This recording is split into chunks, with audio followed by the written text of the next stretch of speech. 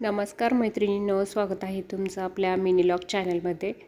तर बघू शकता आज खूप दिवसांची इच्छा होती आपल्याला एका देवस्थानला जाण्याची आणि आज ती पूर्ण पण झाली आहे. तर तुम्हाला वाटलं असेल नेमकं कुठे जात आहे ते, तर सांगते मी पुढे. तर सकाळीच आपण घरातून 7 वाजता घरातून निघालो होतो आणि मग झाला आपला प्रवास चालू. तर आज जायचं होतं आपल्याला सप्तशृंगी देवीला म्हणजे वणीला. तर आपण निघालो. मग त्यानंतर रस्त्यातच पुन्हा दिंडोरी लागते, तर तिथेही स्वामी केंद्र आहे, तर तिथेही पोहोचलो. आणि आज फारशी गर्दी नव्हती केंद्रामध्ये आणि मस्तपैकी तिथे मोरेदादाही होते, तर त्यांचंही मस्त दर्शन झालं आज. आणि अगदी मणीध्यानी नसतानासुद्धा खूप छान दर्शन झालं दिंडोरीचंसुद्धा. आणि मग ते घेतल्यानंतर पुन्हा आपण निघालो सप्तशृंगी वणी देवीकडे. आणि बघू शकता हा आहे डोंगर, देवीकडे जाण्याच्या घाट. आणि मस्त असं छान वाटत होतं घाटामध्ये. आणि मग पोहोचलो आपण देवी मंदिराच्या परिसरात. आणि देवीला लागणाऱ्या ओटीचं सामान, हार, गजरे आणि वेण्याही आहेत तिथे खूप. तर बघू शकता ह्या आहेत मस्त सुंदर अशा फुलांच्या वेण्या देवीसाठी आणि पूर्ण ओटीचं सामान. आणि मग आपण रोपवेने केल्यामुळे अगदी 5 मिनटात वरती गडावरती पोहोचलो आणि खूपच छान दर्शनही झालं तिथेसुद्धा. आणि जेव्हा आपण दर्शनाला गेलो आणि आपलं दर्शन होतं तेव्हा एक वेगळंच समाधान मिळत असतं. तर बघू शकता खूप सुंदर असं दर्शन झालं. आणि बघा ही आहे आपल्या सप्तशृंगी देवीची मूर्ती आणि एक छान वाटलं. आणि त्यानंतर पुन्हा आपण रोपवेने खाली येत असल्यामुळे हा आहे रोपवेमधून काढलेला व्ह्यू. तर बघू शकता किती सुंदर वाटत असेल पावसाळ्यामध्ये इथेसुद्धा. आणि आपण निघालो आहे खाली येण्यासाठी.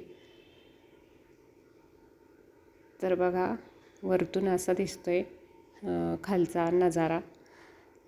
आणि अगदी पुन्हा खाली पण आपण 5-1 मिनटातच पोहोचलो. आणि खूप इच्छा होती पायी जाण्याची वरती, पण जाता आलं नाही वेळ कमी असल्यामुळे. आणि पुन्हा आपण आलो खाली.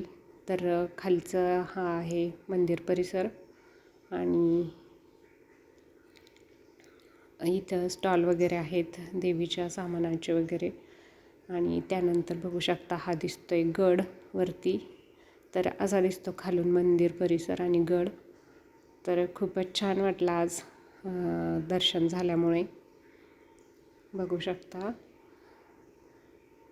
आणि असं मंगळवार असल्यामुळे गर्दी भरपूर होती. तशी असतेच देवाकडे गर्दी. आणि पुन्हा आपण निघालो मग नाशिककडे वापस पंचवटीला. तर तिथेही जायचं होतं. मग एका दिवसात आज भरपूर असे 2-3 तरी देव पण झाले आणि दर्शनही छान झाले. तर खूप छान वाटलं. तर वणीहून येताना हा आहे सेल्फी पॉईंट आणि तिथले हे माकडं. तर छान वाटलं तिथेसुद्धा फोटो वगैरे काढून. आपण पोहोचलो नाशिकमध्ये आणि मगच निघालो होतो आपण पुन्हा काळाराम मंदिराकडे.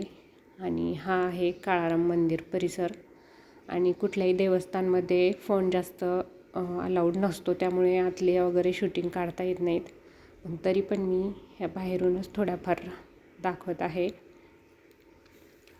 तर हा आहे काळाराम मंदिर परिसर आणि इथेसुद्धा छान दर्शन झालं.